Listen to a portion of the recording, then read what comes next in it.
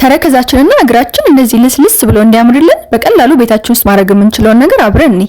መጀመሪያ እግራችንን ውሃ ውስጥ ከመዘፍዘፋችን በፊት ጥፍር ቀለም ካለው እናስለቅቀዋለን። ጥፍራችንንም በደንብ ለማጠብ እንዲመቸን። ከዛ ውሃ ሳይነካው በመውረድ በደንብ አድርገን ቅርጽ እናስይዘዋለን።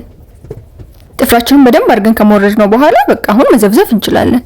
ያው እግራችንን ስንዘፈዝፍ ለብ ያለ ውሃ ነው መጠቀም ያለብን።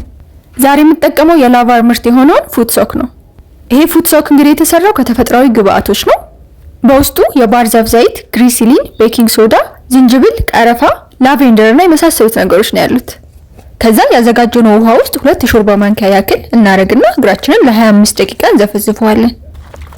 እዚህ ጋር ስበጠብጠው ራሱ ሽታው እንዴት ደስ እንደሚል ብታዩ፣ ላቬንደር ስላለው መሰለኝ። ከዛ በቃ ለ25 ደቂቃ ሪላክስ አድርገን ሲቀዘቅዝብን ሙቅ ውሃ ጠብ እያደረግን እንዘፈዝፈዋለን። እግራችን ላይ ያለው ለውጥ ወዲያው ነው የምታዩት። ብታዩ እንዴት እንደሚያለሰልስ። ጥፍራችንንም በብሩሽ በደንብ አድርገን እናጸዳለን። ውስጥ ያለውንም ቆሻሻ እንደዚህ እያደረግን እናወጣለን። እግራችን አሁን በደንብ ስለለሰለሰልን ዴድ ስኪኑን ወይም ደግሞ የሞተውን ቆዳ ፓምስ ስፖንጅ ወይም ደግሞ ስክራብ በመጠቀም እንደዚህ አድርገን እናነሳዋለን። አሁን በቃ ጨርሰናል። በንጹህ እግራችንን እናለቀልቀዋለን። በነገራችን ላይ እንዴት ልስልስ እንዳደረገው አይዲያው የላችሁም። ይሄው እዩት ብታዩ ተረከዜን በደንብ ነው ያለሰለሰው። ከዛ እግራችንን በደንብ በፎጣ እናደርቅና ወፈር ባለ ክሪም ሞይስቸራይዝ እናደርገዋለን። እንዴት ደስ የሚል ፊሊንግ እንዳለው ልነግራችሁ አልችልም። በቃ ልስልስ ያለ ቆዳ።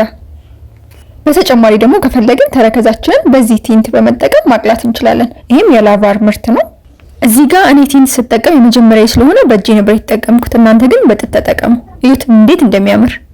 አሁን በቃ የቀረን የምንፈልገውን ጥፍር ቀለም ተቀብተን ቆንጆ መሆን። ጥፍር ቀለም የማንወድ ከሆነም ችግር የለውም፣ እንደዛው ቆንጆ ነው። ስለዚህ እነዚህ ነገሮች በመጠቀም በቀላሉ እግራችንን ቤታችን ውስጥ ማስዋብ እንችላለን። እንደነዚህ አይነት ቀለል ያሉ ሰልፍ ኬር ቲፖች የምትፈልጉ ከሆነ ይሄን ፔጅ ፎሎ ማድረግ እንዳትረሱ።